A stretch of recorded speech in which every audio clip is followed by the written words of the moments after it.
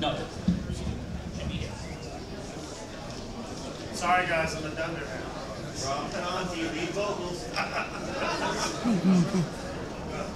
I'll just use this. Can you guys hear me? Yeah. Okay. So, my way of meeting the band was a little unusual. In 1990, I had written a comic book through a series by Revolutionary Comics called Rock and Roll Comics. It was based on Kiss. It was a black and white, small published thing. It wound up going into fifth printing, which at the time was very huge. It wound up being about 300,000 copies in print.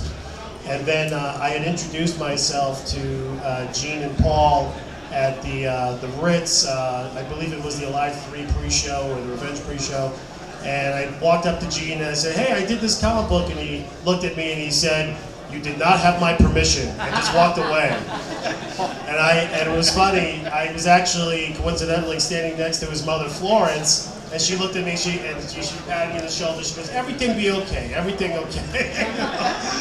And then about a half year later, they did a signing for Alive 3 at Carl Place, Tower Records in Carl Place, and their then manager, Larry Mazer, had introduced me to Gene and Paul formally.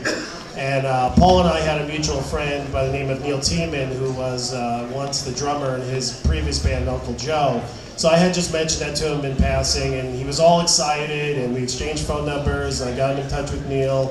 And then, you know, I told him then, I said, "I'm going to work for you guys one day," and you know, he laughed it off. And then when I was living and working in LA, I was in charge of a rock and roll comics series called Rocket Comics. And I'd been working officially with Metallica and Pantera and Santana on their comic book adventures. And then Gene called me totally out of the blue out of the office.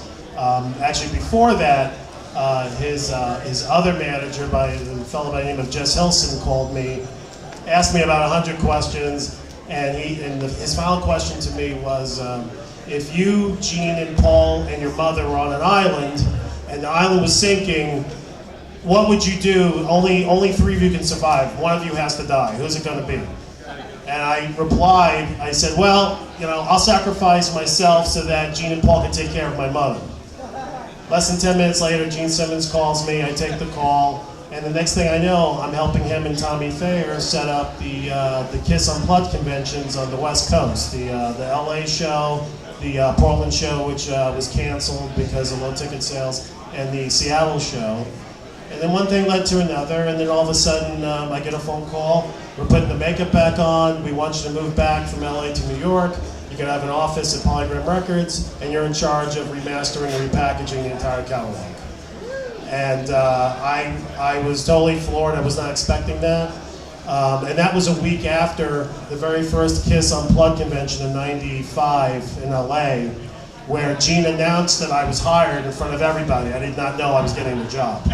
So can you imagine having a group full of this, and Gene and Paul and the gang are on stage, and we just hired this guy, Robert Conte, to be the Kiss catalog consultant, and one of my friends would go, "Rob's right there," and they made me stand up and speak.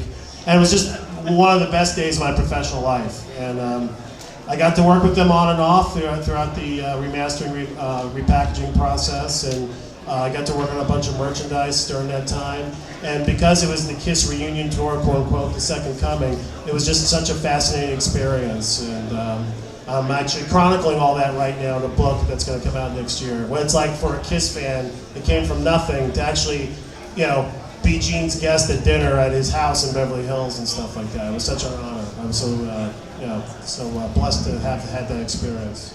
Very cool.